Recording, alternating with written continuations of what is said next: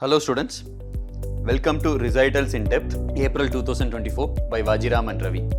In this video, we will be discussing about Geography and Environment from the Recitals 2024. Here, we will cover Geography and Environment under the broad themes of Geography, which will include volcanism, clouds, waves and landforms. Within the environment and biodiversity, we will cover the basic ecological principles, biodiversity conservation, soil reclamation and measures to reduce plastic pollution. Under the third major heading of climate and environmental governance, we will discuss about climate finance, offsetting, market-based mechanism, energy transition and forest governance. Hello students, welcome to Recitals in-Depth by Vajiram Ravi. Here we will be discussing about geography and environment from the month of Recitals, April 2024. We will be covering the topics which has been from the recitals. So I would suggest you have recitals with you so that you will be able to look into the magazine and read it much easier with respect to it. And these are the topics we will be covering, which will be under the page 84 to 95.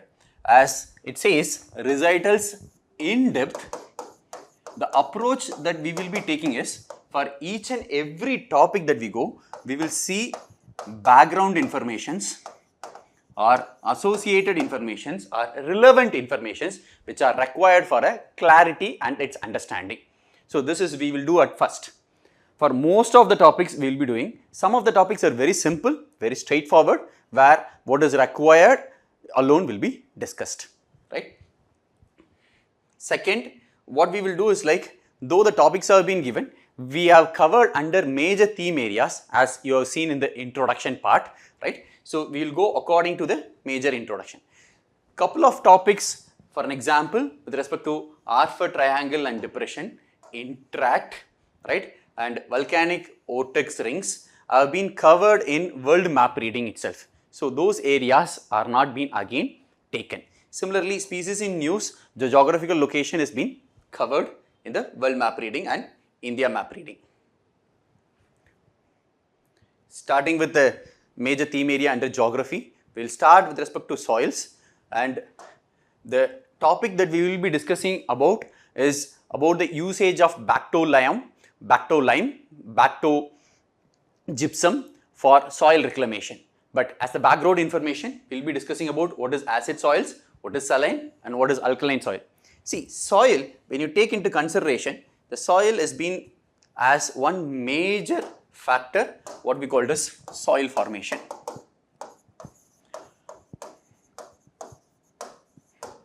For the soil formation, there are 5 major components, factors, which will play its role.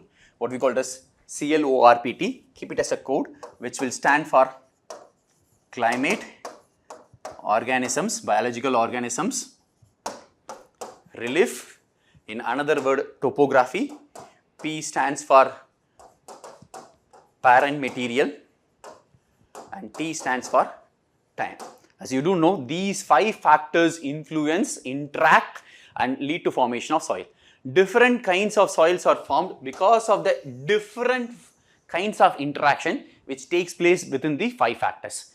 And some of the soils will have one dominant factor playing a major role. Some of the soils will have more than one soil factors playing a major role. That results in unique soil types, multiple soils are formed. In our point of discussion for the day, we will discuss about 2 major types of soil, acid and alkaline type of soil, right?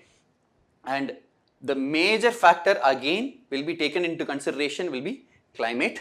So as we discussed, CLORPT, climate, biological organism, relief, parent material and time. And within the climate, we take 2 factors here. One is precipitation, another one is potential evapotranspiration. So if precipitation and its relation with potential evapotranspiration, evaporation from the soil, loss of moisture, water vapor from the soil is called evaporation. Loss of moisture in the form of water vapor from the plant leaves is called transpiration. We are not speaking about actual evaporation and actual transpiration. We are speaking about potential evapotranspiration. If precipitation is larger than the evapotranspiration, which means more water will be in the soil. If potential evapotranspiration is large and precipitation is less, we will have less water in the soil. This is very simple. So, this is what we will be discussing as if evaporation is less than precipitation, which means water level will be high. We will have a possibility of acid soils. If evaporation is more than the rainfall, then the possibility of saline and alkaline soils will be formed. See, again, understand this is one factor. We started with discussing saying that there are 5 factors and they interact and they lead to formation of soil, number 1. Number 2, climate plays a major role. Within the climate, one is evaporation, transpiration, another one is precipitation, right? We will discuss about how it happens also. Assume that precipitation is high and PET, potential evapotranspiration, is low. So, moisture is high. And we do have a very basic understanding. This, if I take a vertical section of soil, if this cylindrical bar shows a vertical layer of soil as O horizon, A horizon, B horizon, C horizon, or rock or parent material is available. Sometimes in some of the soils you can also have another horizon called as E horizon. Horizon is nothing but vertical strata of soil, you do know it well. This will be called as soil profile, right? Going by our earlier equation that precipitation is high, potential evapotranspiration is low, soil moisture is high, which means water availability is high. This water is going to seep down. When the water goes down, there is a possibility of leaching, and during the leaching we lose calcium or major salt of sodium, magnesium, potassium and other salts. When these salts are lost, this leads to formation of acid soils. I am again speaking in terms of climate as a role, right? There is also a role from a biological organism. We will discuss after finishing this. So, focusing more on climate, right? If rainfall is high, leaching takes place. Leaching will remove the salts of sodium, calcium, magnesium, potassium and other salts will also be removed. So, soil pH reduces and acid soil will be formed. I hope you are comfortable. Ulta takes place, my dear. I will use in black. If precipitation is low, potential evapotranspiration is high, what will happen? Amount of water in the soil will be less. Rather than water going down, you do know well, now evaporation rate is high. Sunlight is going to have a more influence. So, the water even from the deeper layers will be pulled up. It is pulling down your water from the deeper layers. Capillary action will take place. So, water has to move above. When the water moves above, the salts of magnesium which is present below, salt of sodium, salt of potassium will be also carried along with the water. Because water, when it goes down or when it comes up, it will not be in the pure form. Water interacts. When the water interacts with any salt, it will result in solution. Salt solution will be formed. When the salt solutions are formed, when the water is going to go up, it moves as a salt solution and it reaches the surface. After reaching the surface, it will deposit the salt and water will undergo phase transition. Remember always, as a thumb rule, phase transition takes place in the pure form. So, water as a pure form of water will move out as water vapor, leaving the salt above. This will result in formation of saline soil or alkaline soil. What is the difference between the two? We will discuss in time, right? So, if rainfall is high, more moisture is available, acid soils can be formed. If rainfall is low, evapotranspiration is high, saline soils or alkaline soils can be formed. Apart from this, other factors like, for example, if I have a coniferous forest ecosystem, acid soils can be formed. If I have mountain soils, forest soils, acid soils can be formed. Slope will influence, relief will influence. If silica content is extremely high, acid soils can be formed. So, it all based upon climate, organism, relief, parent material and time. Hope it is clear and copied. So, coming back with respect to your soil profile of acid, saline and alkaline, right. One more information which we will again see in the slides. Saline soils, the pH level will be 7 to 8.5.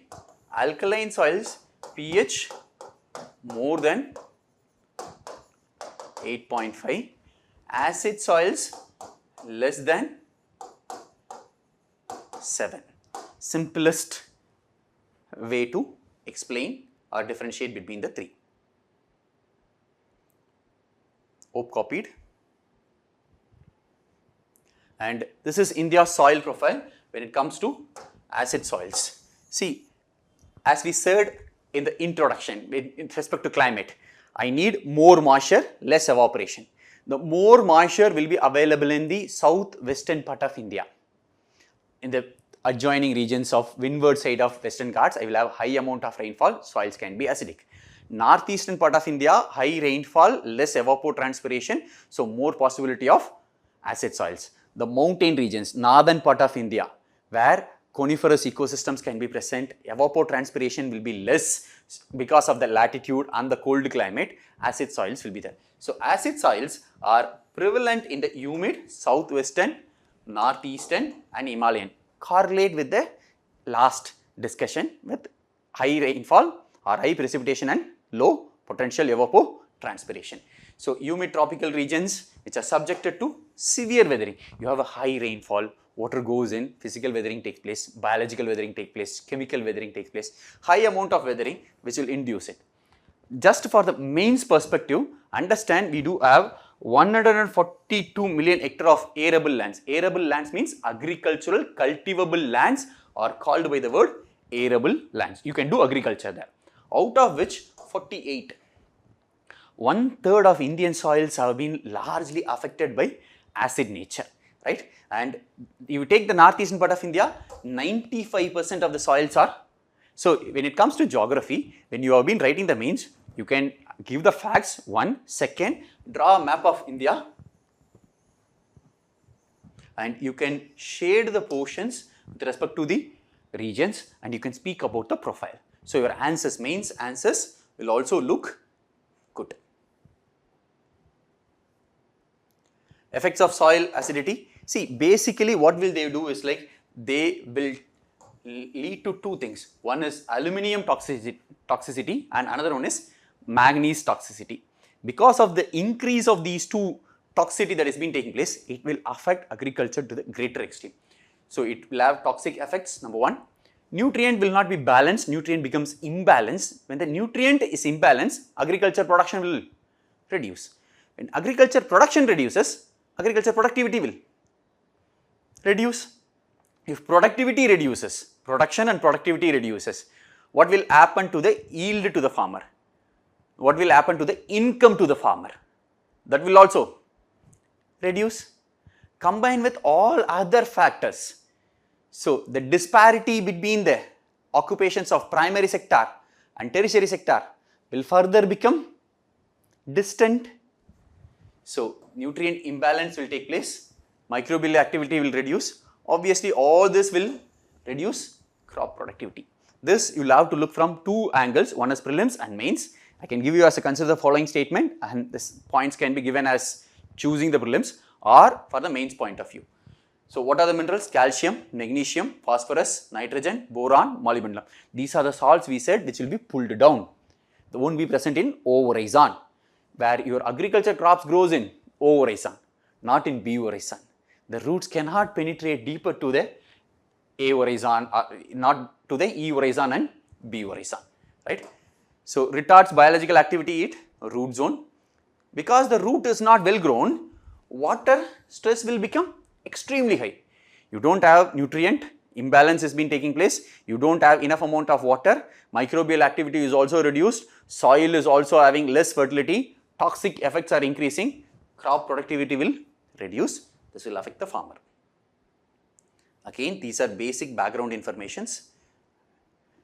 One another thing is soil in terms of saline and alkaline. We saw already saline means 7 to 8.5 pH, alkaline means 8.5 above pH will be called alkaline. And in India, we do have close to 7 million hectares of land which have been affected by salinity, and this data have been increasing year after year because the factors for causing salinity, saline soils are multiple.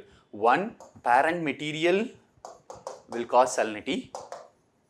We already spoke about climate factors causing salinity, parent materials, rock itself will be saline causing salinity. Saline water that can be from groundwater or surface water which is used for irrigation causes salinity. Faulty agricultural practices, chemical intensive agriculture which is being used in the land will also cause salinity. All this affects salinity to the greater extent, right? So 6.37 million facts, just look into it, 7 million, approximately 7 million hectares, out of which 3.77, close to 4 are alkali and close to 3 are saline. And if you look into the geographical extent of the states, the alkaline soils are present in 11 states largely, out of which 6 states will contribute 80%. Uttar Pradesh has high amount of salinity, right, followed by Gujarat, followed by Maharashtra, followed by Tamil Nadu, Haryana and Punjab. These 6 states cause large amount of alkaline soils. Because of large, if you look into these states also have less amount of rainfall, one, more amount of evapotranspiration, more importantly, faulty agricultural practices, chemical intensive agriculture is predominantly present in these states which cause salinity. Some examples like Gujarat if you have taken, other than that also there are causes because of Kutch region having more saline soils because of the geographical factors. Moving to saline soils, saline soil again it has been a major cause in 13 states. 4 states contribute to 85% of salinity, which includes Gujarat, as we discussed already, West Bengal, Rajasthan and Maharashtra. Here in the case of Gujarat, Kutch desert regions will be there, Rajasthan, the Great Indian Thar Desert will be there. These contributions are geographical in nature, very fundamental natural causes. The other ones, West Bengal, Maharashtra will be caused due to the other discussed factors. This is what came in news for our discussion. So we saw the last few slides as a background information. What came is IISR Kozhikode has come up with Bacto lime, one word splitting into 2. Bacto here stands for bacteria, lime general, similarly gypsum. See, when it comes to acid soils, we use lime and gypsum as reclamation to move from acid soils to neutral soil. When it comes to saline soils,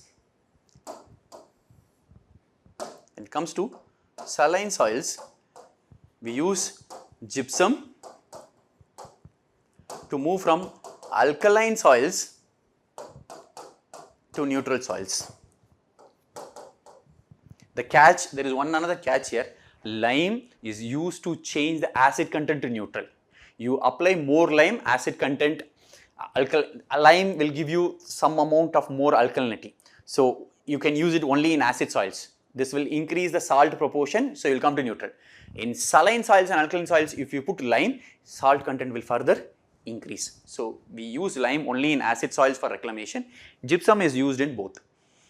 So Bacto lime, Bacto gypsum and trichogypsums have been produced by the IISR Kozhikode to improve the agriculture productivity for farmers. This is how we will discuss. We will take a topic, We'll see the fundamentals first and then we'll go to the current affairs as an approach.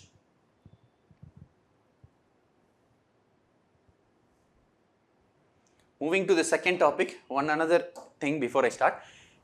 Every new topic will be discussed, will be highlighted with red color and with capitals to indicate that's a new topic.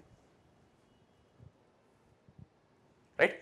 Honeycomb clouds, which is not new. The name might sound new for larger sections of people. If you are a geography enthusiast or even a cloud enthusiast, you do know there is a cloud called as altocumulus clouds, right?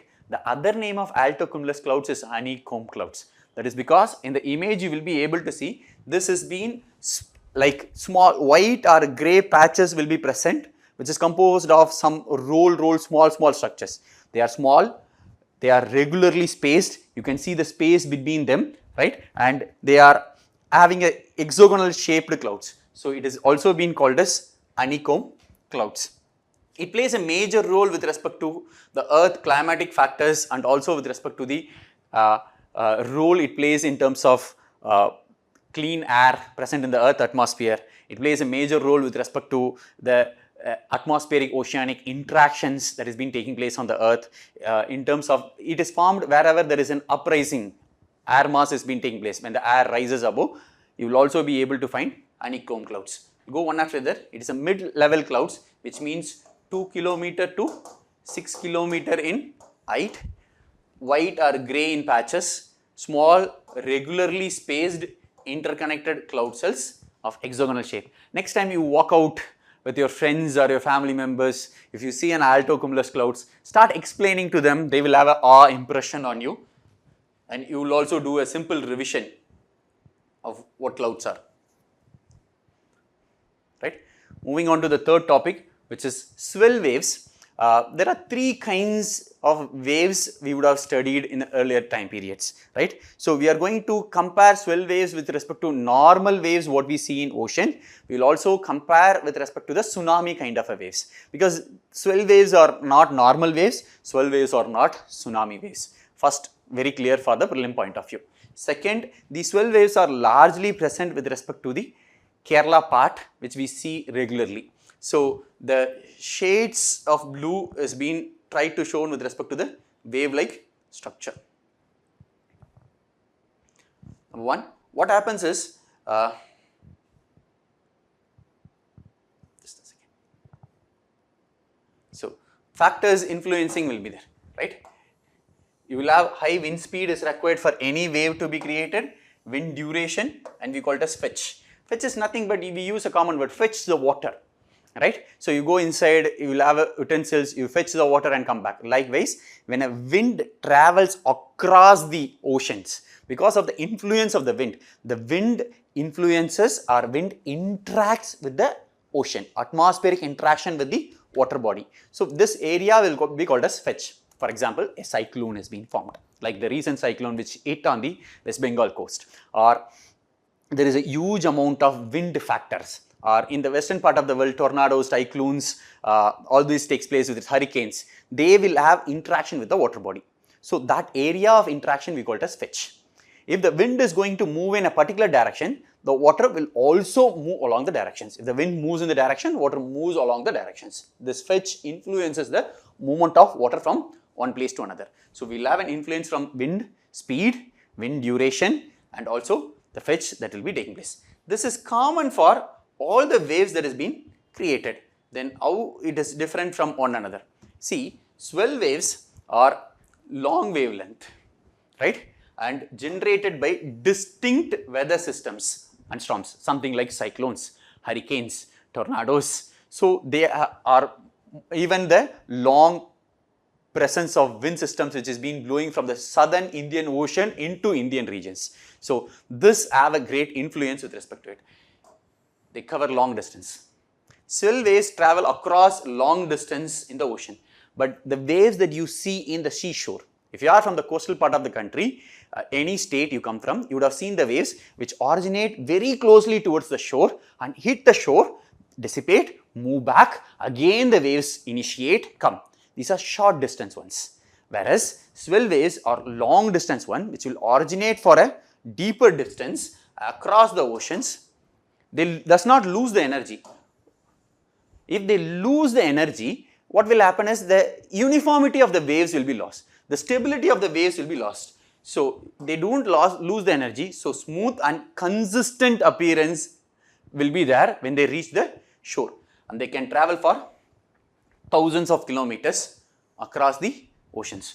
So you can imagine with respect to the normal waves, picture yourself the normal waves that you see in a seashore, which starts very closer towards the sea and comes and hits your feet, drenches your feet, you feel happy, and then it goes back, it again and again reoccurs. It is a short distance once, not a long distance once. It doesn't have a smooth and consistent appearance. It starts high, it goes down, it dissipates, goes back. It does not lose the energy, so it will have smooth and consistent appearance. It travels for thousands of kilometers. I hope you will be able to differentiate from the normal waves. On the other hand, tsunami waves, sir, that also travels for thousands of kilometers. Maybe, yes sir, agreed with respect to it. That also has a long distance coverage, yes. But this is not been, that is caused because of plate movements. That is caused because of earthquake. That is caused because of landslides. That is caused because of maybe any even volcanic eruptions, any alteration that is happening in the oceanic floor. And that is a more destructive in manner. Whereas swell waves are not such destructive with respect to tsunami conditions.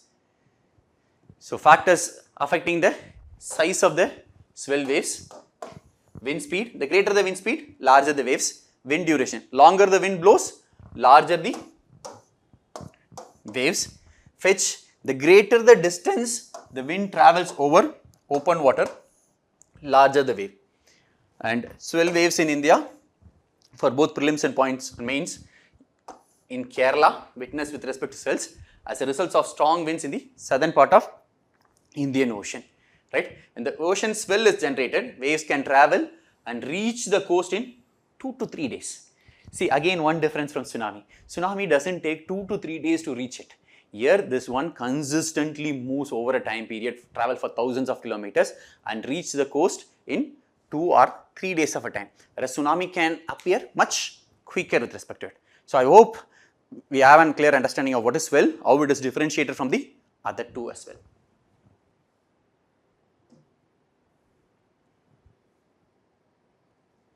Moving to the next one, we do have ringwoodite. It's a mineral resource, right? Water rich mineral which is largely composed of magnesium, iron, silica and oxygen.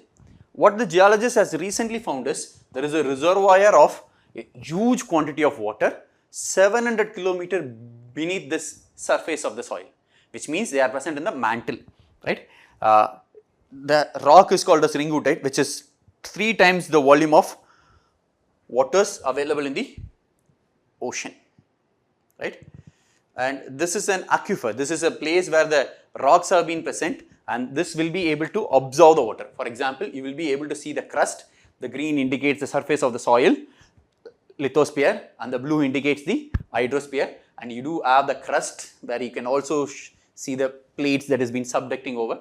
You do have upper mantle, lower mantle, and what we have recently discovered is there is a possibility of transition zone, and the transition zone has a mineral called as ringwoodite.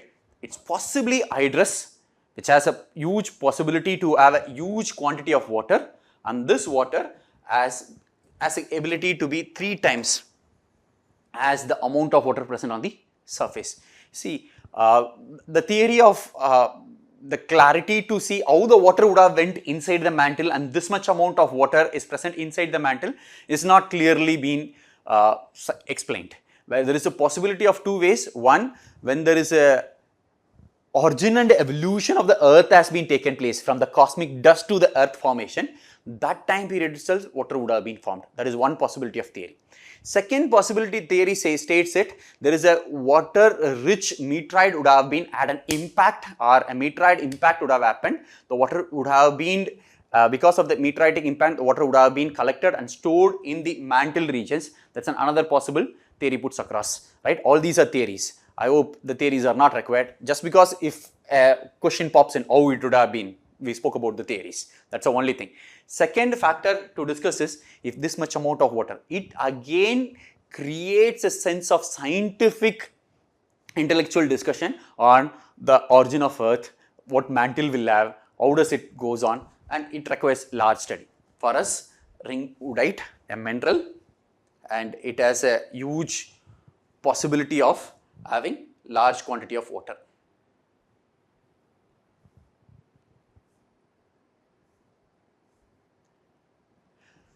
Danakil depression and the Alpha triangle is discussed in your world map reading, and how it is formed. The plate tectonics is discussed. Similarly, interact research stations in Arctic is being discussed. Volcanic vortex rings are discussed in your world map reading. Recitals in depth, April 2024. So you would have already been seen it. So I'm just moving across to the next major subcomponent of ecology and biodiversity. Within the ecology and biodiversity, the first one we'll discuss is invasive species. See, the basic fundamental, before we go into it, the slides will cover the basic fundamentals. After that, we go into the details. See, we do have something called as endemic. We do have something called as native. A species is a general term. Closely resembled organisms which interbreed among themselves are called species. I repeat again, closely resembled organisms which interbreed among themselves are called species, right? Now another question should pop in mind, right? Sir, I come across somewhere that lion and tiger was bred. Are they species? That was not naturally bred. They didn't breed. Humans created this crossbreeding within a lion and a tiger, or tiger and another animal. So these are not taken into species. We are speaking about natural, right? Endemism, native, we do have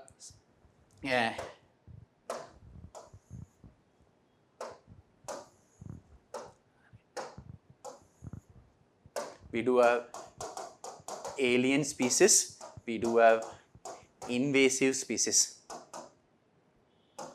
right? We'll go one after the other.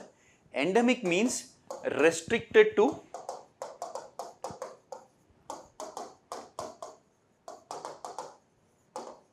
particular geographical location. This is called endemic species, right? Which means, for an example, we do have Nilgiri tar, we do have Himalayan tar.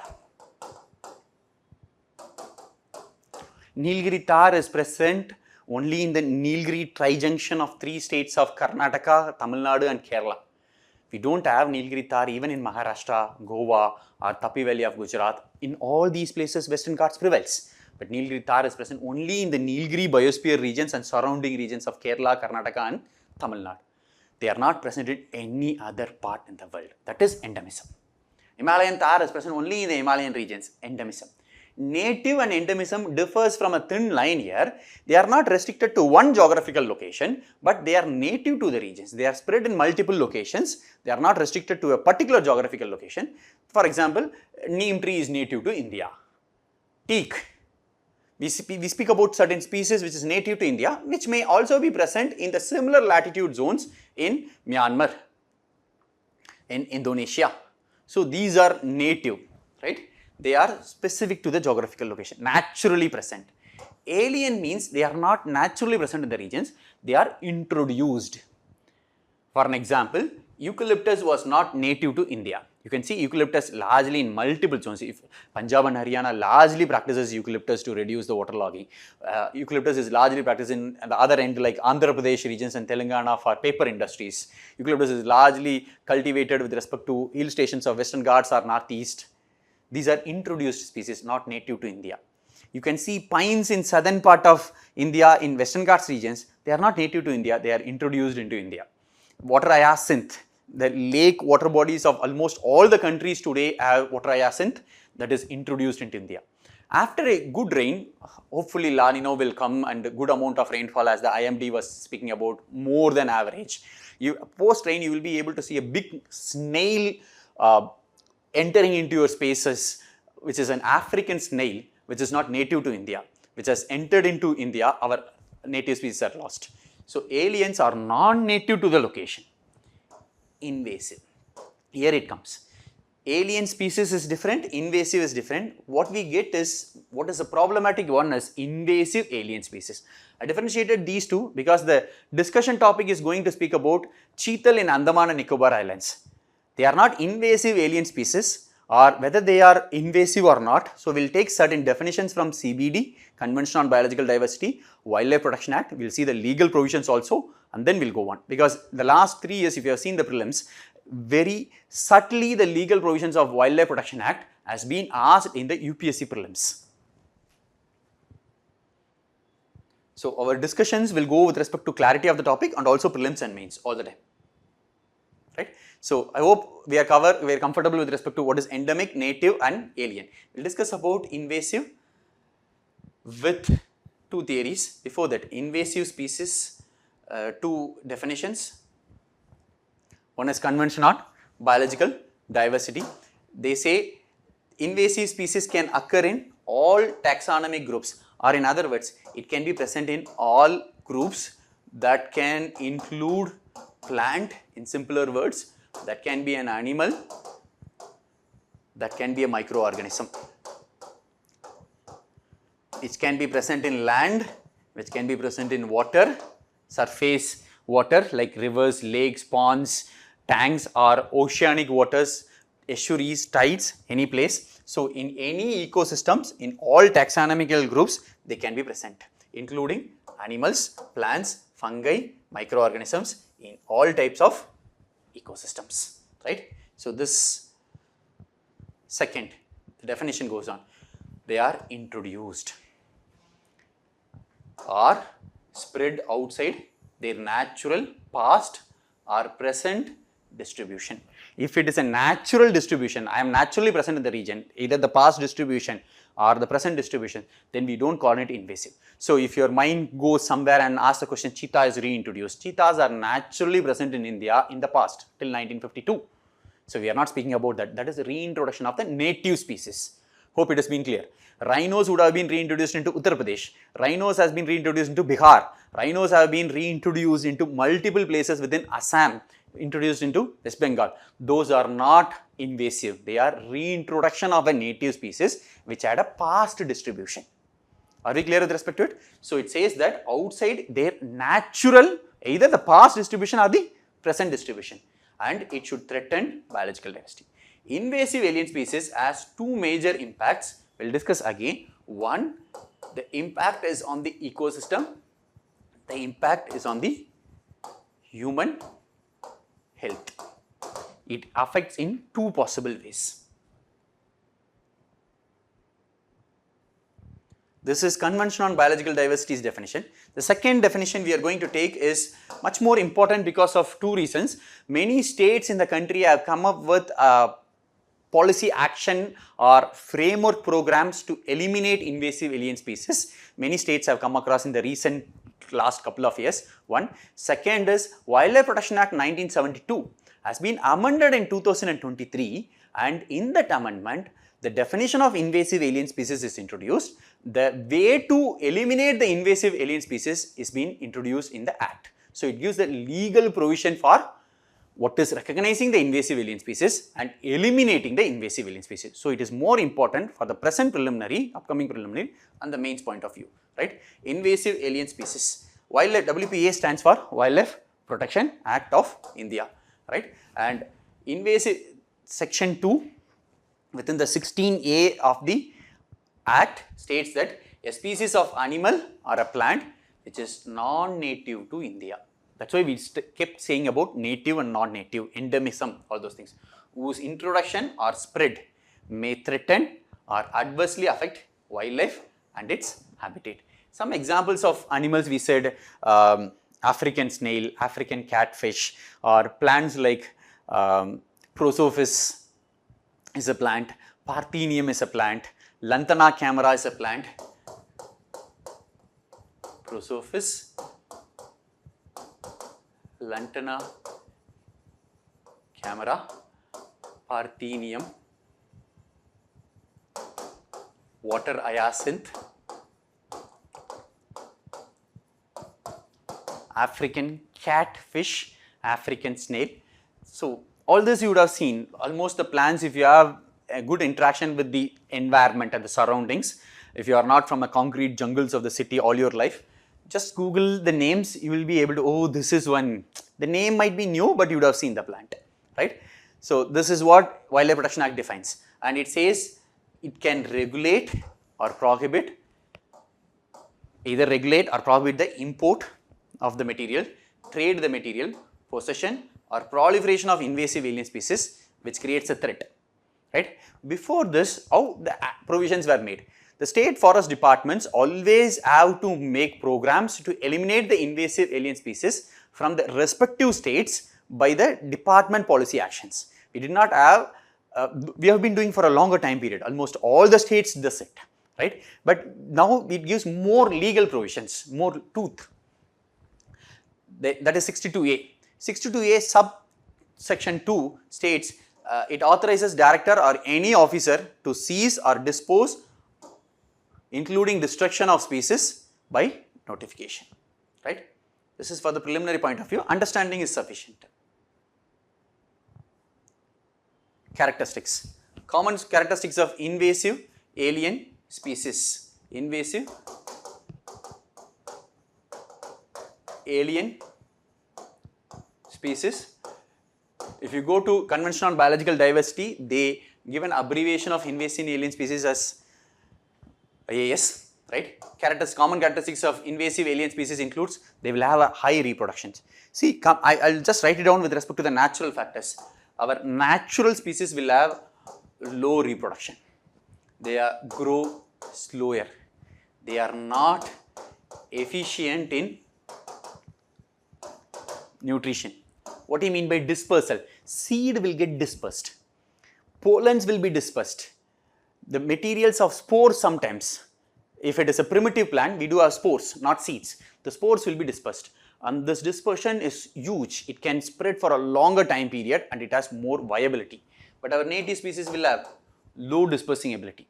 So just think in a way, one, our native species are reproducing at a slow rate, as a less efficient utilization of resources, grows very slow and disperses very slow. One another comes, they grow much gigantically fast. So competition will exist between the one which has alien came inside the ecosystem and the one which is naturally present. So because this grows faster and faster, the natural ecosystem will get suppressed and suppressed and suppressed. So the natural biodiversity will be slowly removed. It not only affects the biodiversity and wildlife also, it also affects the indigenous communities who are dependent upon the natural biodiversity. It affects the intangible benefits like water conservation to soil formation, soil nutrition. Apart from this, they do have an ability to adapt to new conditions. Extremely good ability to adapt to new conditions. Another one, they able to survive on various food types and various environment conditions. See, what if I have a native animal which says that I will eat only this particular prey population, right? Not all the prey population. Another species comes, anything you give I will eat. Any place you allow me I will grow. I will grow in rock, I will grow in wetland, I will grow in dry land, I will grow in desert. Prosophis juliflora is one such thing. Prosophis juliflora grows in desertic environment to different latitudes, to different altitudes, to wetlands, to mangrove ecosystems. Ability to grow in various environmental conditions and various food types. Parthenium is so. Lantana camera is so. Water hyacinth is present from Kanyakumari to northern part of the country, extreme ends of west to east to north to south. The most important factor, sir, how are they able to grow? They don't have a natural predator. We do have something called as basics of your ecology called as food chain, which is eaten and being eaten. I eat something, someone eats me, right? Food chain will be there. There is something called food web. It's not a single linear equation, it is a complex of multiple flow. The nutrient has to move from producer to the end consumer. It doesn't have to go in a simple line. The grass can be consumed by a grasshopper, hare, rabbit, spotted deer, cattle population, any animals, that caterpillar, any animals. The nutrient moves from one generation to another generation, one kind of organism to another trophic organisms. The food chain and food web will be there. Here we said eaten and being eaten. Grass is consumed by, say, rabbit. This rabbit is a natural predator to grass. Grass is consumed by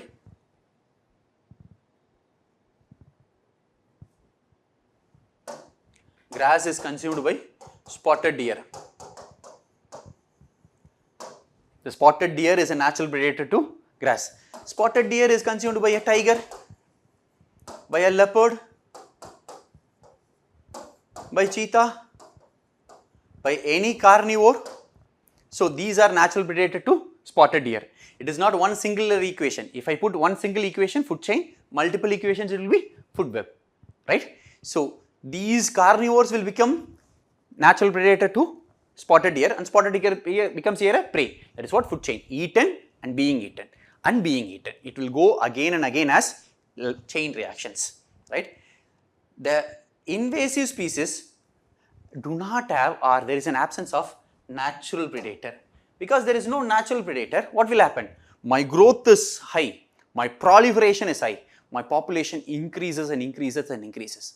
It will only increase, there is no natural control. Before going further, we will discuss into few more ecological terms after finishing this slide. As we said, the threats will be of two types. One is threat to ecosystem, another one is threat to human health. We already spoke about competition because I grow faster.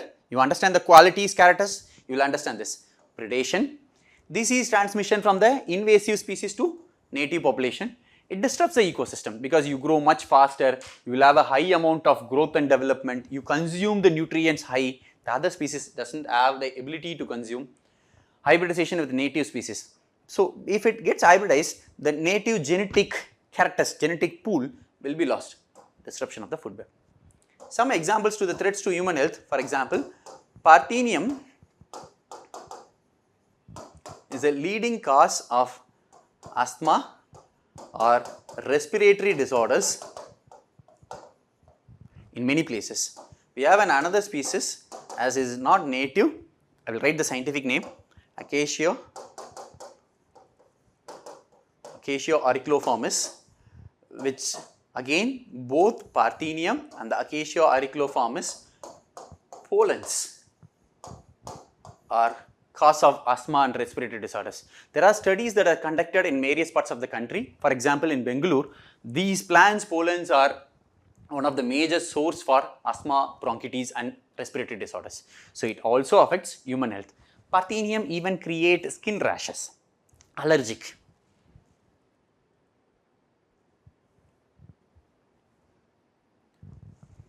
Sheetal in Andaman. Again, our idea of what we discussed as how it prevails, right? Before further going into it, there is something we'll discuss about something called carrying capacity, which is ability of an ecosystem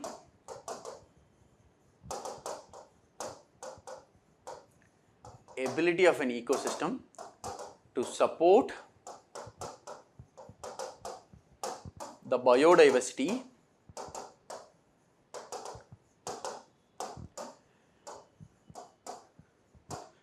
in a healthy and sustainable manner.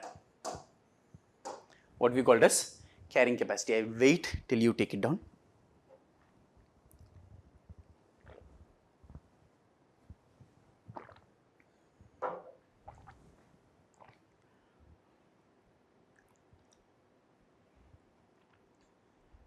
Hope copied.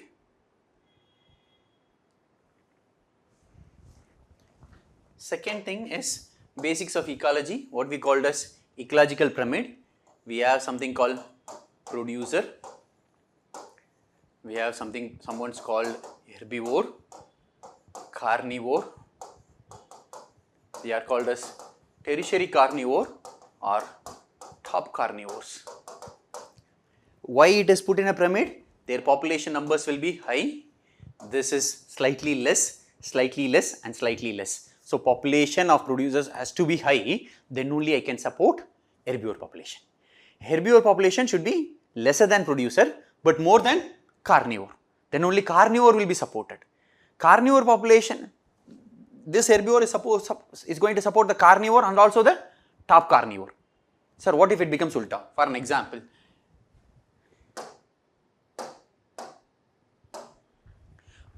the herbivore population is going to be the square, the rectangle is representing the population in numbers, right? The herbivore population is high than the producers. So herbivores will not have enough amount of food for consumption. What will they do? They will overconsume.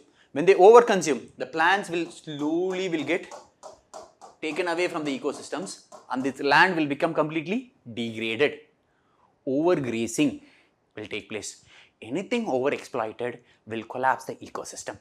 So, to keep the ecosystem in well functioning, you should always have producer in more population, herbivore with lesser, carnivore with further lessers, creating a pyramidal structure, what we call as ecological pyramid. Now, coming to the current affairs part of discussions, by combining all the fundamentals, right? The cheetal is being introduced into Andaman and Nicobar Islands in early 20th century by the British from India's mainland. See, understand certain things. Cheetal was never present in Andaman and Nicobar Islands, which means the natural predator to cheetal was never present in Andaman and Nicobar Islands. They are present only in mainland. They consume on the producers. They keep the producer within the carrying capacity. Carnivores will keep cheetal within the carrying capacity. Someone would have felt cheetal is very beautiful. They are not present in Andaman and Nicobar Islands. Took it from the mainland, kept it with respect to Andaman and Nicobar Islands. Now what will happen? I proliferate more. My population largely increases. There is no one to control my population. There is no carnivore to keep the population within the limits. There is no checks and balances. There is no limits has been there. So what will happen to cheetal population? Cheetal population increases profusely. Our cheetal population has been increased, extremely increased with respect to it.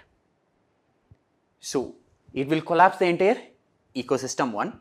Number two, Andaman and Nicobar Islands as one of the most important wildlife in the country, according to the wildlife map of India, according to the Wildlife Protection Act, this is one of the most important endemic species in Andaman, which is Andaman wild pig. I am not speaking about the domesticated one, I am speaking about the wild one, Andaman wild pig, one of the most important scheduled one animal in the country, according to Wildlife Protection Act.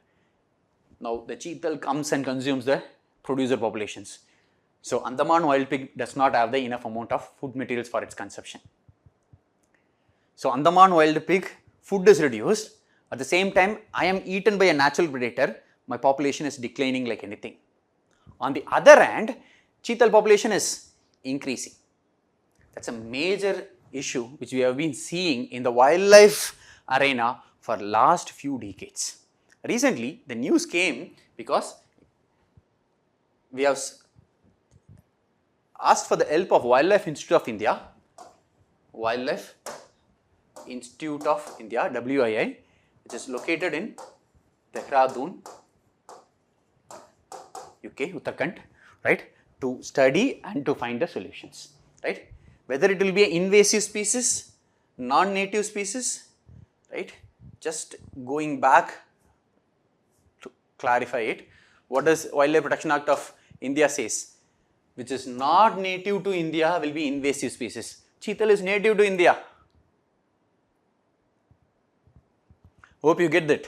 Cheetal is native to India but not native to Andaman and Nicobar Islands. So we will have to study, we will have to bring policy regulations to sort the issue. Hope it's been clear. Moving on to the next environmental topic on Gape limitation, which states very simple Gape limitations. The size of the mouth determines the prey that I am going to consume. For an example, India has 3 types of crocodiles. Number 1 is freshwater crocodile. Number 2 is estuarine or saltwater crocodile. Number 3 is gharial. These are the 3 crocodile species which are naturally present in India. You can find something like alligator in the zoos or in crocodile banks. These are non-native, these are not invasive, right? These are kept in zoological parks, right? These are the three present in India. Within this freshwater crocodiles and estuarine crocodiles, you do have larger mouths, something like, but gharial will have a long snout. If you are from Madhya Pradesh, if you are from Uttar Pradesh, you do know Rajasthan, you will have Chambal river, you will have Ken river where gharials are present. Because my mouth is very long, the snout is long, something like an arm, right? Not wider, long and short. This consumes fish.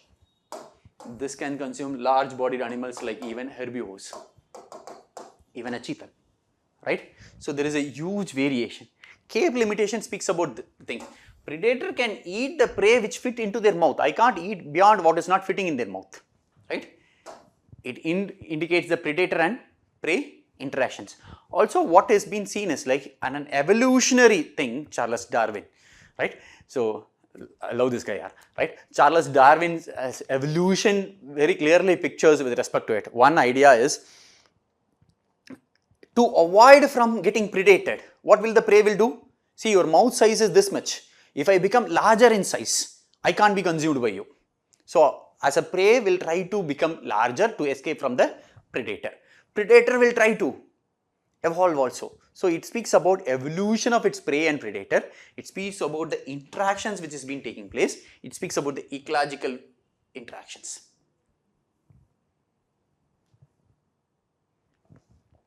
Plankton crash. I hope the image is clear, which has been taken from a Promenade beach in Pondicherry, Puducherry, the Union Territory. This is present adjoining to Tamil Nadu regions, where you will be able to see a red color portion, red color image is being seen on the water body. See, this happened last year, and there has been a question whether it has been released by any industry's effluents, and because of the industrial effluents any algal bloom has been taken place, or because of the industrial effluents any contamination has taken place. So, the National Green Tribunal has appointed an expert panel member to study this particular scenario, and recently they have given a report which said that it is not from the industrial effluents, it is from the plankton crash, right. So, before going on to it, we will discuss about these in detail. So, first plankton and nekton. In environmental points, we categorize the biotic organisms in the water body into plankton and nekton. There are two major types. Plankton means which do not have their own locomotion. When they don't have their own locomotion, planktons will be drifted. How will they get drifted? Sir, wind can drift them, wave can drift them, tide can drift them, ocean currents can drift them. So, the wind can be any wind, right? All this can drift. Drift as in they will carry them from one place and put it in another place. For example, if the ocean current moves from the African coast to the coast of Mexico, the planktons from there will be carried by the ocean currents and deposited in the Gulf of Mexico. Or if they move from Australian coast to the say from Brazilian coast, from South African coast, from the Peruvian coast to the Australian coast, they will carry it and deposit in the Australian coast. Or winds, when they move, when the southwest monsoon winds comes, planktons will move along its directions. Hope it is being clear. Nekton is opposite of plankton. Nekton have their own locomotion, starting from a fish to any whale-like organism, larger organisms. If they have their own locomotion, they are called nektons. So, we do have planktons and nektons, very simple ones. And moving further, within the planktons, we do have two kinds of planktons, phytoplankton and zooplankton. One word splitting into two. I always have this habit of split the words, understand the meanings, so it becomes easier. Try it. Phyto means plant, zoo means animal. Plankton means do not have their locomotion. So, what will be phytoplankton? Microscopic plants which do not have their own locomotion is called phytoplankton. Microscopic animals which do not have their own locomotion is called zooplankton, right? Algal blooms,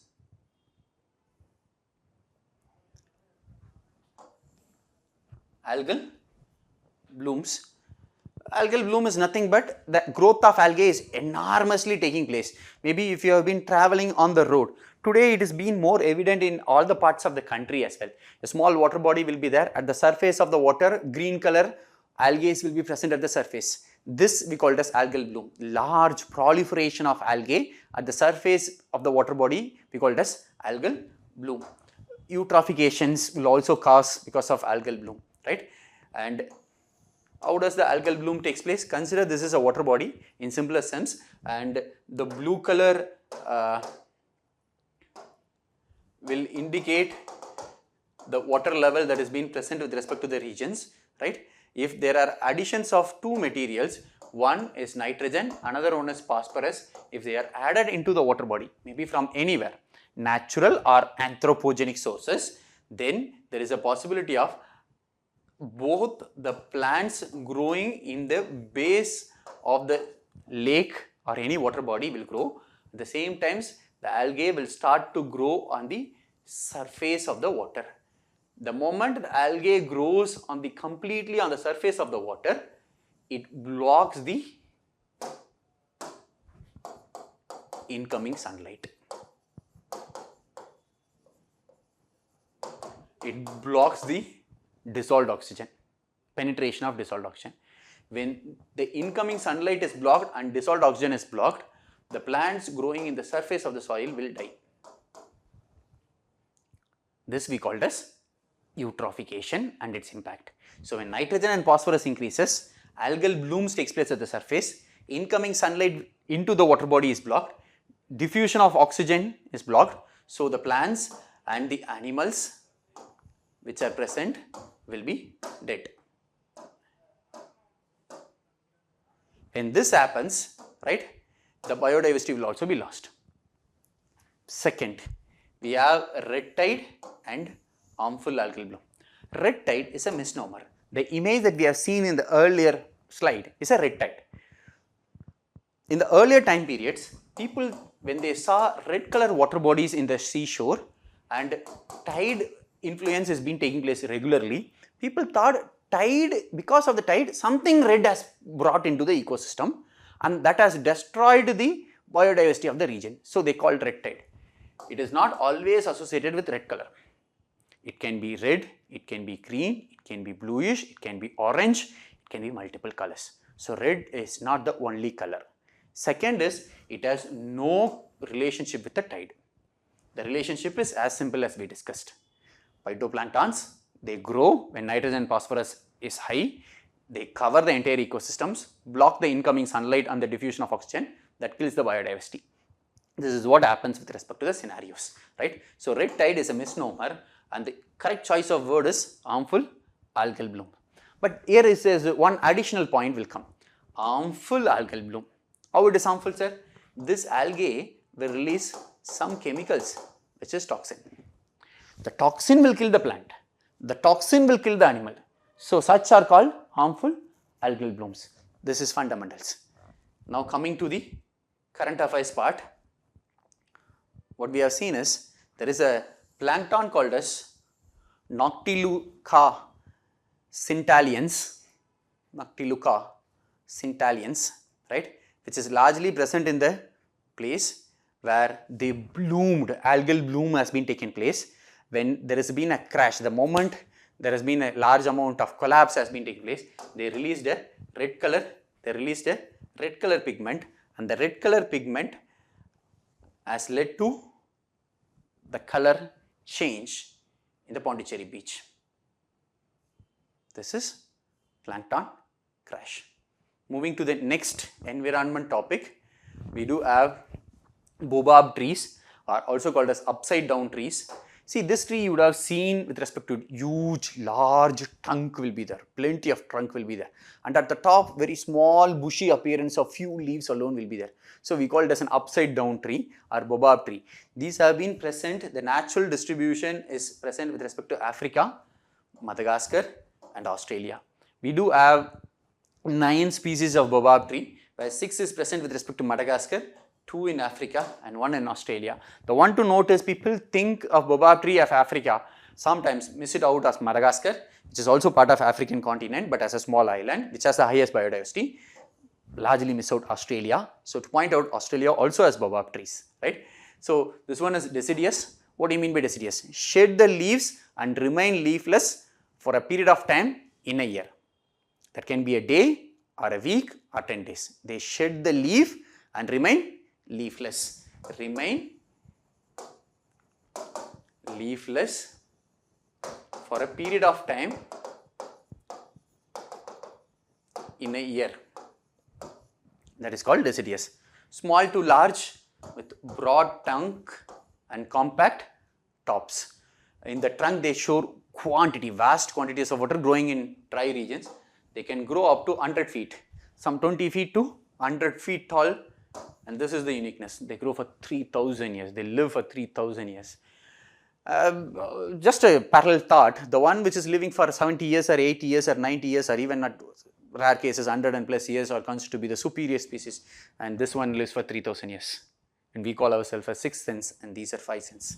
I don't understand here. Right? So they, coming back to the prelims and mains topic, they are present in Africa, Madagascar and Australia.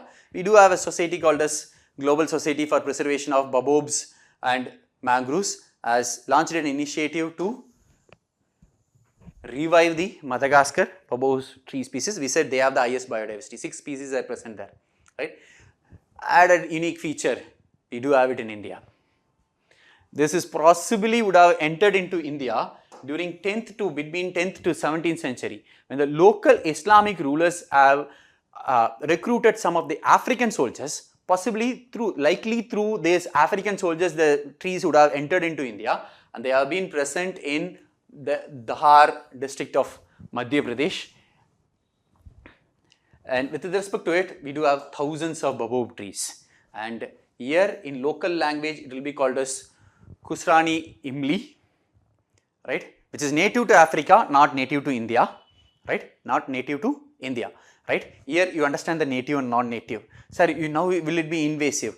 Invasive, we said it has to affect the ecosystem, it has to affect the biodiversity, then we call it as invasive.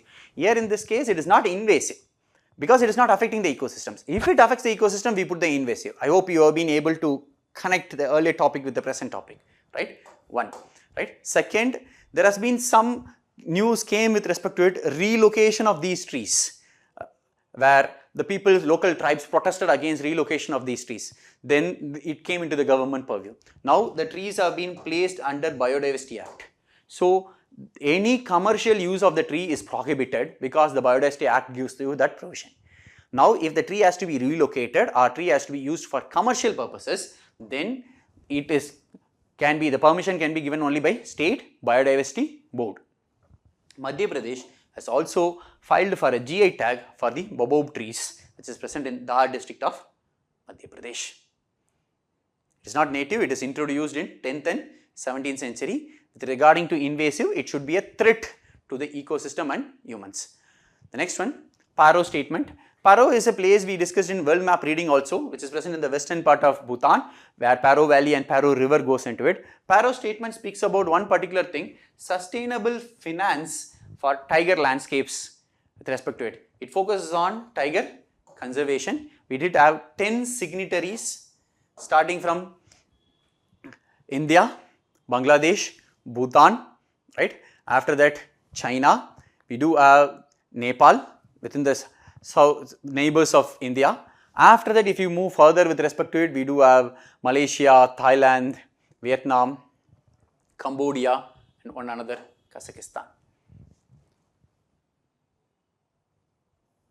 And to add on, the tiger population has been increasing over the times as well.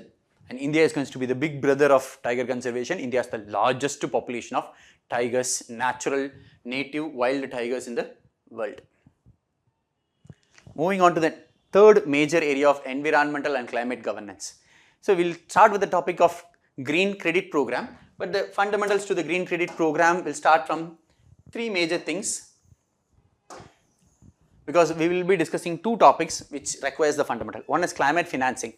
It's a flow of money. It can be from public or private or any pathway which will be focused on addressing the issues of climate change. We use it largely as climate financing. It is highly required today because the developed countries which have largely grown because of using the carbon space, in other words, simpler words, they emitted a large amount of carbon and they developed largely. Whereas the developing countries, least developing countries, started emitting the carbon only in the recent time periods of last 6 to 7 decades. Whereas the developed worlds did it from 1850s. They got developed because of these emissions. We are less developed and underdeveloped are developing because we have been growing only in the recent time periods. We require technological advancements, we require mitigation strategies, we require carbon reduction strategies, carbon capture strategies where technology, innovation and investment is lagging. So the fund flow, climate finance is largely required. Here it also comes under the another principle of historic responsibility. What we discussed till now is historical responsibility. The developed world emitted a large amount of carbon and they contributed to high amount of greenhouse gases which led to climate change and global warming and its issues, and this came largely from developed part of the world. And by doing this you also developed. So it is your responsibility because you started the problem to provide climate finance. Second, credit and offset. We'll go from offset to credit. Offsetting means reduction of carbon dioxide by various methodologies starting from afforestation to renewable energy in some part of the world or elsewhere will be carbon offsetting for a country on the other side. For example, a country A from the developed part of the world will transfer the technology or give you climate financing or give you ideas and innovations or even fund for the existing what you have, right? And you reduce the carbon dioxide here. That will be attributed to their reduction because the fund or innovation or the technology is given by them, right? Now, if some amount of carbon is reduced, we have to calculate, no? So for that we will use the word called as credits. We have carbon credits or we do have climate credits, which is a larger term. Market based mechanisms. See, there are non-market based mechanisms and market based mechanisms. Market based mechanisms enable one to offset the carbon dioxide in a much more easier manner. For example, right, in Kyoto Protocol, we do a market based mechanisms of joint implementation, clean development mechanisms. For example, within the clean development mechanisms, a country A, which we consider as, let's assume this is developed country, and country D, which is least developing country. The developed country is giving them the money or technology. For example, the least developing country is using a thermal power plant. Now I give you, instead of using thermal power plant and emitting carbon dioxide, I will give you money and also technology for renewable energy, solar, wind, geothermal, tidal energy, ocean thermal energy. So they reduce the carbon dioxide. This reduction in the carbon dioxide,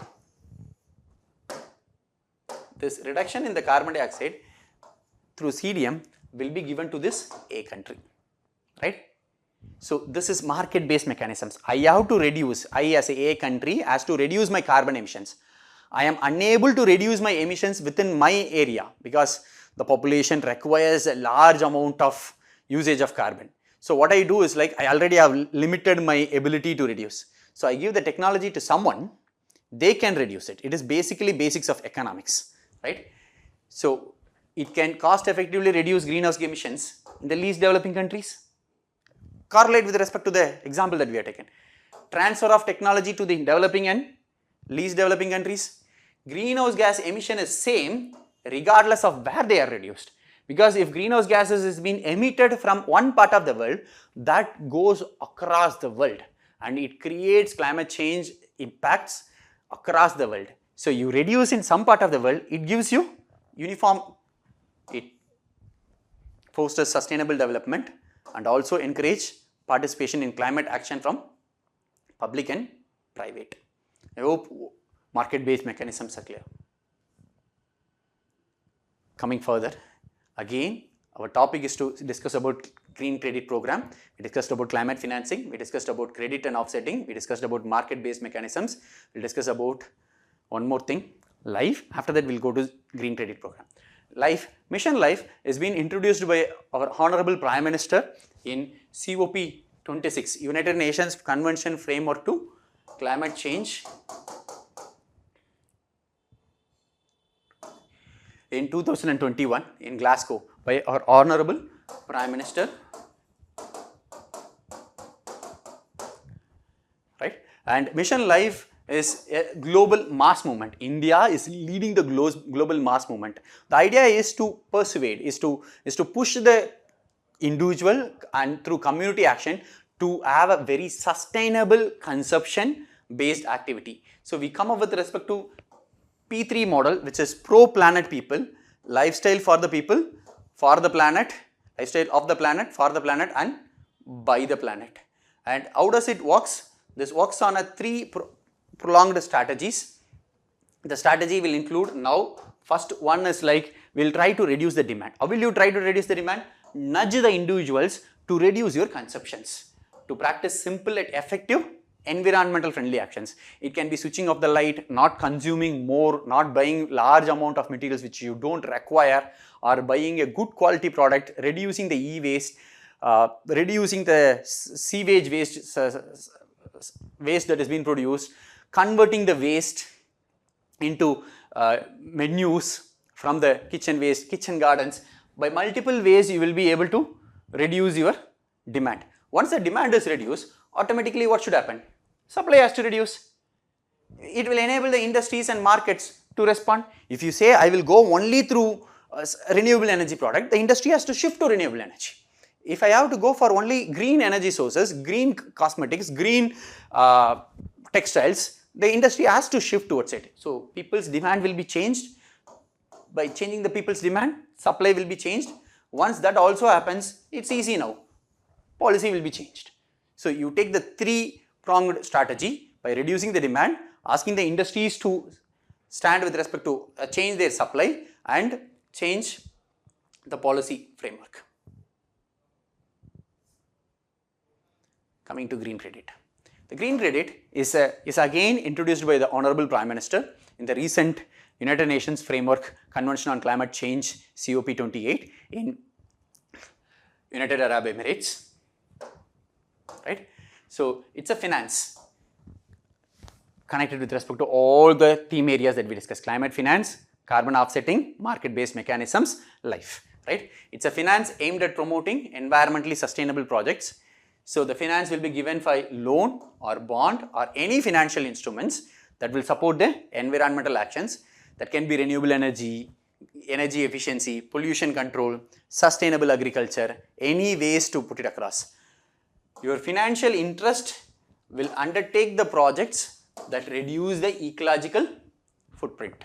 So you give the financial financing, climate financing, to take projects which are environmentally more sustainable. This is green credit program. And what do they do? How do they work on the green credit programs?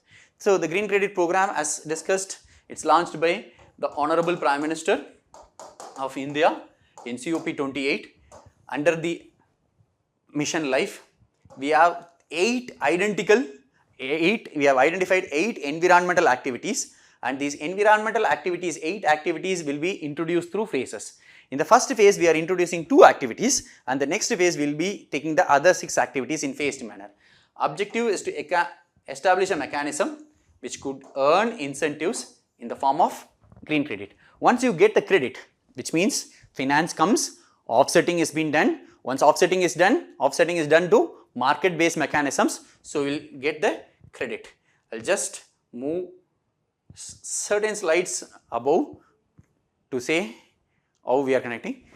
Green credit program is nothing but climate financing. The climate financing will help you to do offsetting. Once offsetting is done, we will get green credits. This offsetting is done through market-based mechanisms and we will get the green credits. I hope it's clear why we have been picturing with the world scenario and Indian scenario. The theoretical aspect is now further implemented, right? And these are the 8 identified environmental activities. The one which is boxed, water management and afforestation, these are now implemented in the first phase. These 2 activities are implemented in the first phase. Sustainable agriculture, mangrove conservation and restoration, eco-mark label and development, sustainable building and infrastructure, air pollution reduction and waste management will be implemented in the following phases. Sir, how are they introducing? How it has been done with respect to it? For example, to implement it, we have come up with respect to Green Credit Rules 2023. The rules have been placed under Environmental Protection Act of 1986. See, understand this EPA, Environmental Protection Act of 1986 is an umbrella legislation. We call it as an umbrella legislation because multiple rules, frameworks, notifications are placed under EPA, right? So, this is earlier in prelims, there are certain, for example, coastal regulation zone, mangrove, environmental impact assessment notification, plastic waste rules, solid waste rules, biomedical waste rules, all these are placed under Environmental Protection Act 1986, right? It's voluntary. These are the words you will have to look in prelims. Voluntary environmental positive actions resulting in issuance of green credits. In the initial phase, voluntary tree plantation is envisaged on the degraded land, wasteland, watershed under the control of forest departments. It's voluntary, it's done in degraded watershed, wasteland, right? And that has been done by forest department. How do the forest department do? What are the mechanisms? Till now, the numbers will change with time. Till now, 13 state forest departments has offered close to 11,000 hectares of land. That's only for your understanding. From the second point, it's required for your clarity. We have an ICFRE, Indian Council for Forest Research and Education. Indian Council for Forest Research and Education. I can be an individual or a company can apply to ICFRE and say that I am willing to pay to restore this forest. Once I do it, the money will be used by State Forest Department for the afforestation program. Once afforestation is done, after 2 years, ICFRE will study. Indian Council for Forest Research Education will evaluate, will monitor whether that afforestation is surviving well, whether it is growing well. If it is, then each such planted tree is equivalent to 1 green credit. It was an earlier preliminary questions, how much is 1 carbon credit? So understand, you plant it, after 2 years of planting, it will be evaluated and monitored. If it is good, then 1 single such planted tree will be equivalent to 1 carbon credit. Think it from the prelim point of view. And what is the use of this credit? This credit can be used by either the individual or the company for compensatory afforestation. For example, a forest land is available, a development project goes to come. For example, one river valley projects, one dam construction or mining, anything comes there. We have to do compensatory afforestation. If you have already done this, you can show these green credits as a compensatory afforestation equivalent. Or you will have corporate social responsibility. These green credits can be shown under corporate social responsibility as well.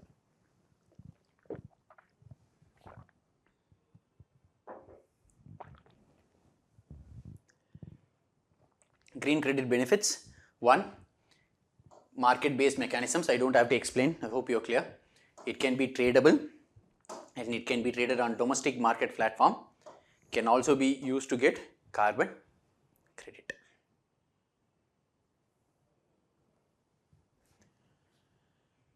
The next one, Clean Energy Transition Program. This Clean Energy Transition Program, it is given by International Energy Agency.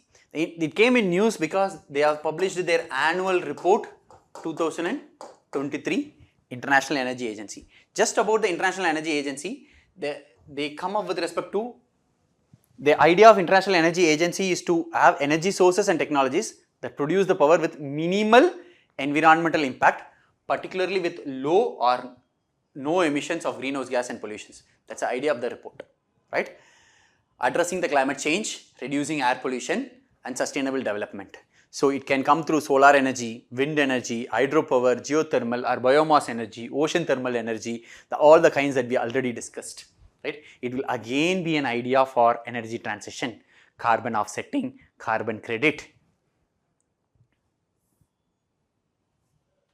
right? It's an autonomous intergovernmental organization within OECD. It came in 1972 to ensure the security of oil supplies. What started in 1974 to ensure the security of oil supplies changed its stand or evolved its stand, not changed, evolved its stance and added more parameters to make it less carbon emissions, more sustainable emissions to suit the present day needs, right? It's a global energy authority. It provides data, analysis and solutions on all fuels and technologies. So when you can know the data, analyze and give solutions, you will also know how to reduce it, right? It works with government and industry to reduce the emissions and to provide sustainable energy future for all. Within this, we do have 31 member countries. See, they have 3 classifications within their structure: member countries, association countries, accession countries. Member country means OECD people alone, OECD country alone can become the member country. Association country means they are in the process of becoming a member country. Accession countries, you work along with the accession countries. Only OECD members may join the IEA. All the members has to produce, has to store, all the members, 31 members has to store 90 days of oil reserves to provide in needs, right? Accession countries are those going through the process of becoming full members. Accession, these 5 will be, sorry, made a small confusion. Accession will be in the process of becoming full members. Association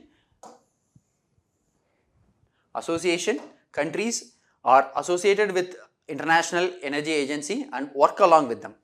Association were formally launched in 2015. They collaborate with association countries on wide range of energy related issues.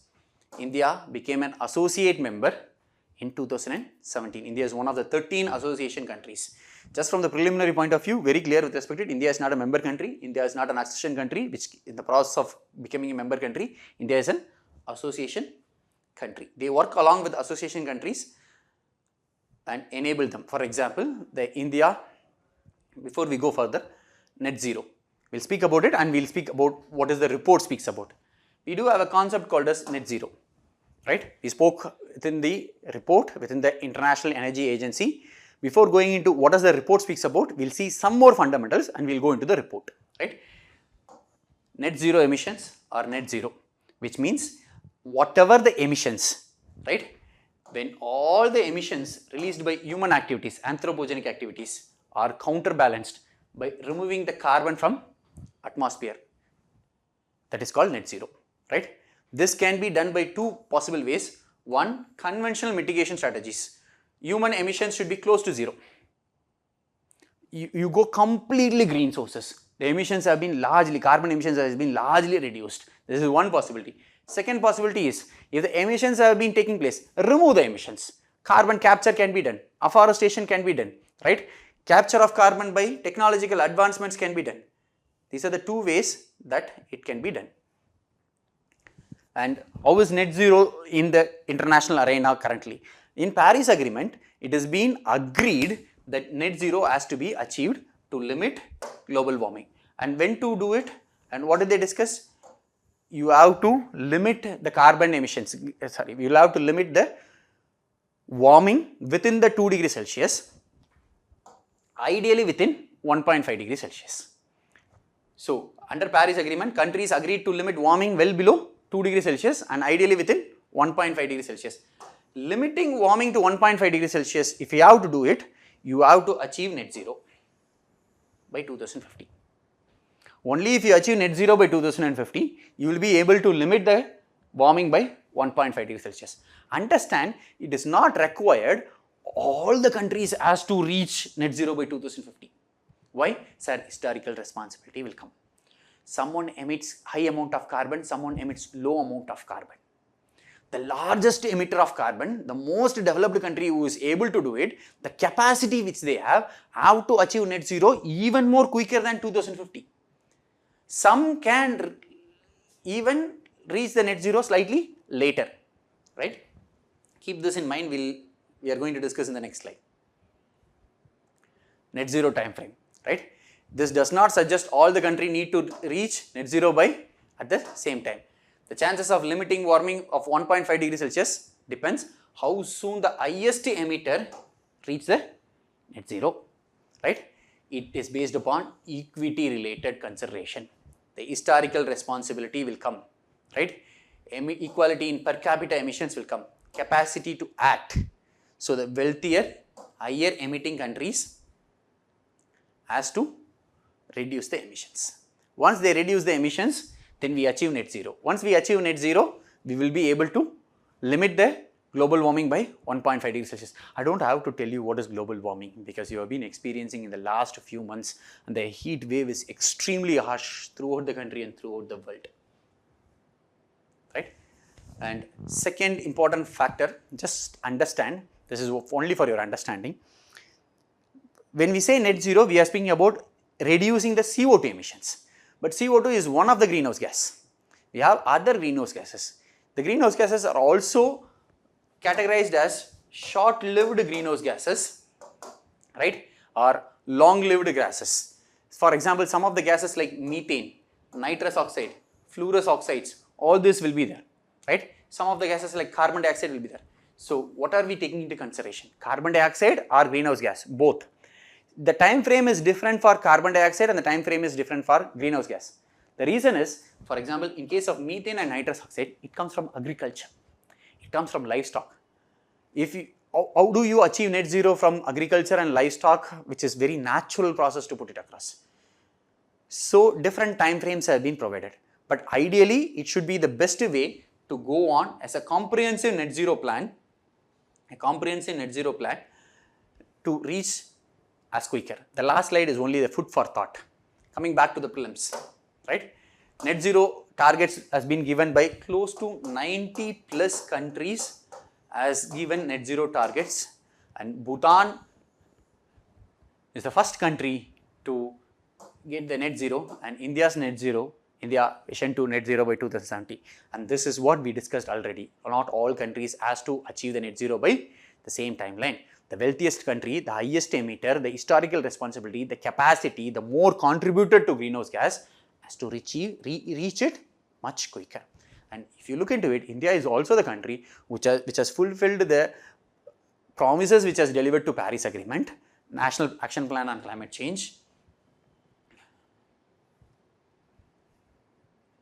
CETP report. Coming back to this report, it aims to achieve net zero energy system at global level. That's why we spoke about net zero, right? It leverages insights in emerging and developing countries to accelerate clean energy transitions. It collaborates with major emerging economies, including energy efficiency in emerging economies and grid integration of variable renewable program. The larger idea is net zero. Hope we are comfortable with net zero. And they insist on 3 pillars. One is setting transition goals for emerging and developing countries under Paris Agreement. Multilateral coordination with UN, G20 kind of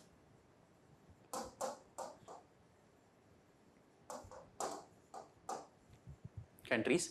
Global level support, enable clean energy transition. These are the 3 pillars they work on.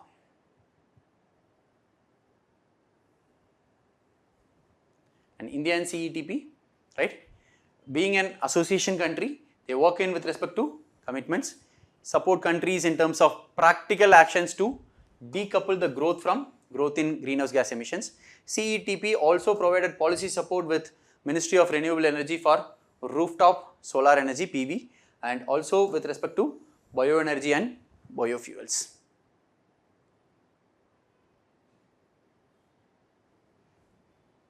Moving to the next point on science-based target initiatives.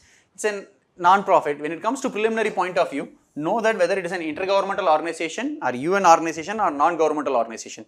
It's a non-profit NPO which works with respect to who they work with, companies and financial institution to set up greenhouse gas emission reduction. Again, carbon offsetting, right? It's collaboration of 4 organizations: Carbon Disclosure Project, United Nations Global Compact, World Resource Institute and WWF, World Wildlife Fund for Nature. The goal is to help the global economy reduce emissions by 2030 and achieve net zero by 2070. The reason of we discussing about carbon financing, offsetting, net zero is associated throughout the climate governance. The next topic, which is National Information System for Climate and Environmental Studies, right, which is established in 2012 and operated by ISRO and Department of Science along with various ministries and works under National Action Plan for Climate Change. We do have 64 geophysical variables which are pertaining to land, water and atmosphere and study about the climate and environmental studies, right, and the information is developed in a portal which is provided by Bhuvan, the geoportal of ISRO, right. Objectives to create a database on climate and environmental factors and to generation of spatial and temporal blended informations will be used to assess the impact of climate change and develop mitigation strategies. This all you can use it over mains when it comes to climate governance or environmental governance. The next topic will be carbon fiber. See, they came in news for a different reason. We will discuss about carbon fiber and we will discuss largely about it. It's a thin material but very strong. It's a lightweight material composed of large amount of carbon atoms. Its durability, its strength is extremely high, weight to strength. It's made up of a strong crystalline filaments of carbon bonded together in long chains. It's 5 to 10 micrometers in diameter. 10 to 5 micrometers means thinner than 5 to 10 times of your human hair, that much thin. Currently, India does not produce any carbon fiber. We rely on countries such as United States, France, Japan and Germany.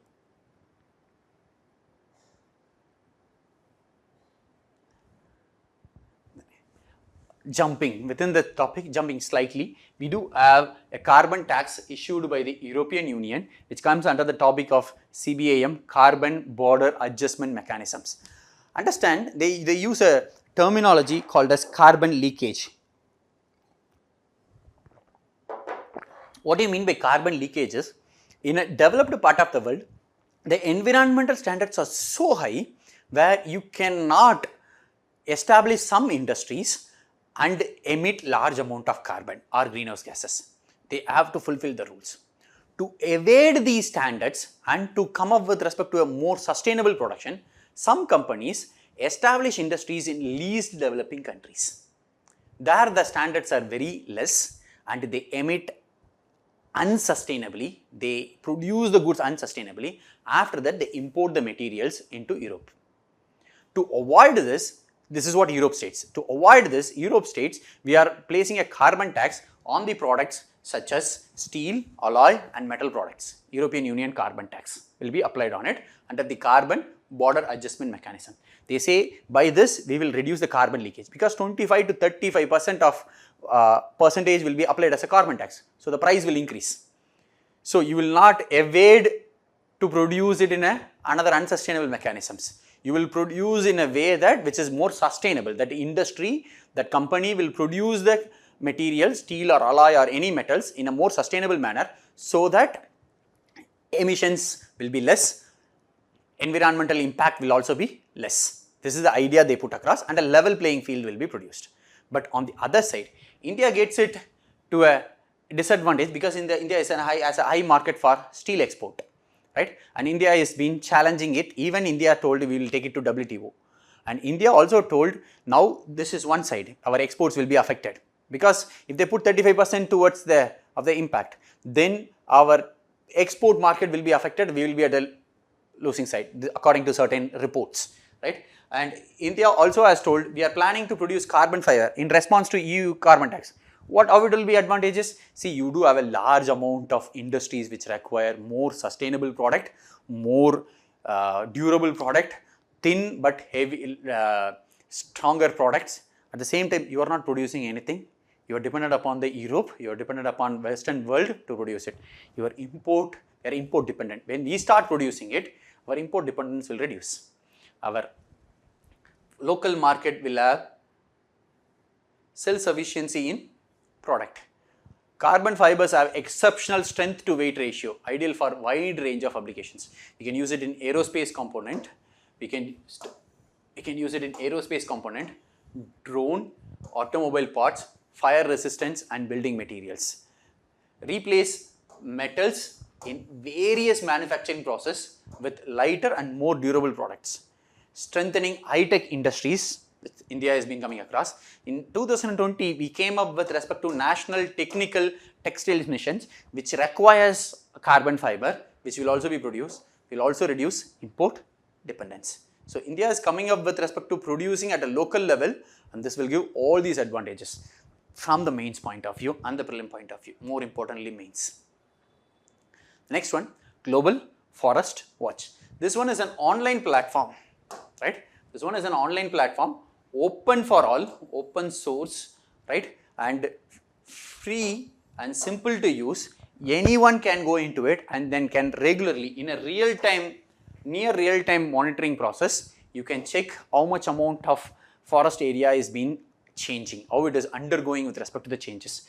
This is being made by the collaborative effort of World Research Institute with partners like Google, United States Aid and universities.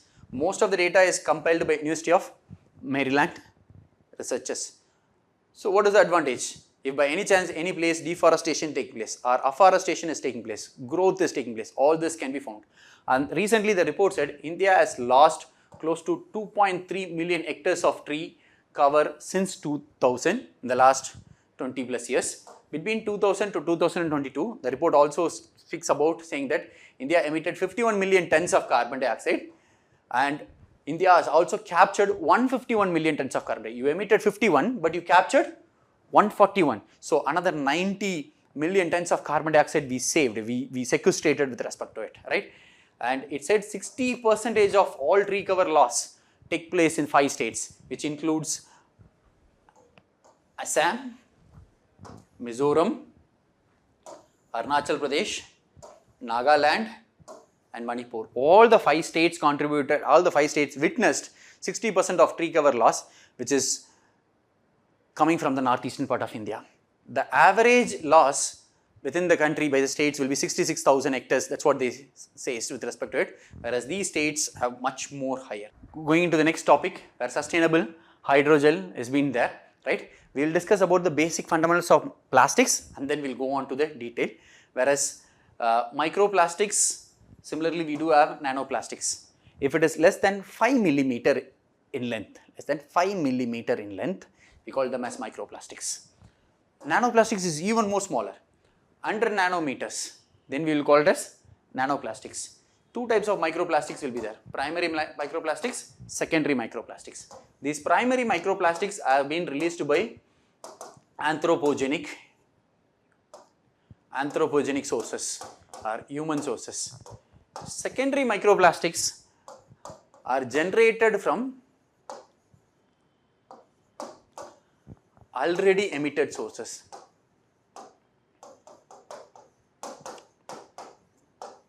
Already plastic has been there that disintegrates, degrades and creates the secondary microplastics.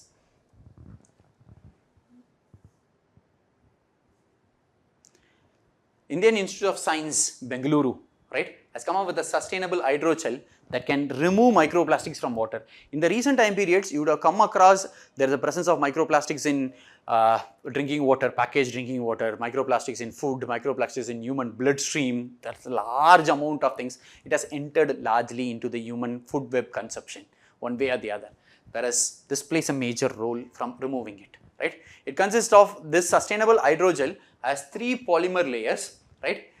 The polymer layers are called by the words chintosan, polyvinyl alcohol and polyaniline.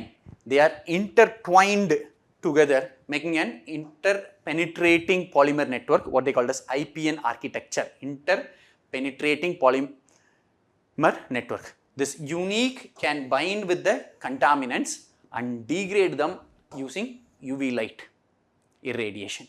So, from the preliminary point of view, science and technology point of view, environment point of view, think about it, 3 polymers, the name of the 3 polymers, how do they work? Intertwined polymer or interpenetrating polymer network architecture, IPN, and they can bind with contaminants, and degrade them using UV light irradiation. The team, this is only for your understanding, the next slide. What they did is like they used a material called copper substitute CuPOM, polyoxometallate. This nanoclusters acted as a catalyst and use UV light. They combine with respect to the polymers and nanoclusters, resulted in a strong hydrogel, and they found that they were able to have, they can remove 95% and 93% of 2 different types of microplastics. You understand, 2 primary microplastics and secondary microplastics if the pH is near neutral. The next one, Global Alliance for Incineration Alternatives. See, incineration is a type or technological advancements which has been put across in the technological world, saying that to reduce the waste pollution. But the problem with incineration is when you take a large amount of plastics, within the incineration you burn it, burning the plastics or the waste will generate a large amount of chemical components, gases, which includes greenhouse gases, sometimes toxic materials and all those things which are let out, which again creates a pollutions. So there is a movement, there is an alliance which is against the incinerations. They are looking for an alternatives. With that background information, go across. This is an alliance at the world level with more than 1,000 grassroots. It's not an international organization. It's a grassroots level organizations, NGO organization and individuals in 90 countries. They are saying about you have to move from current linear to circular economy, right? And they speak about the idea of the alliance is so beautiful, but it's very ideal with respect to it. Just zero waste world built on the respect of ecological limits and community rights, where people are free from burden of toxic pollution and resources and sustainably conserved. Would love such a world. We will all aspire to be so, right? That's the objective of it. It works to prevent the construction of new incineration, because we said it again releases a large amount of pollutant, and advocates for closure of existing ones. It works on 4 primary: incineration, zero waste, plastic and climate. It champions zero waste strategies, eliminate waste generation by recycling, composting and product reuse, reducing reliance and landfills. If you are from the Delhi, you will know that the Delhi's landfills create a large amount of issues. And this is not only in Delhi, this is in Mumbai. Mumbai had last year with respect to huge amount of air pollution and high, because there is a high amount of burning of landfills that has been taken place in Mumbai regions. This happens in every city almost, and that affects it as well. And one solution they say is incinerate. Incinerate again creates pollution, right? We're done with respect to the recitals in depth April 2024 for geography and environment. Hope you enjoyed the Vajiram Ravi's initiative. Thank you.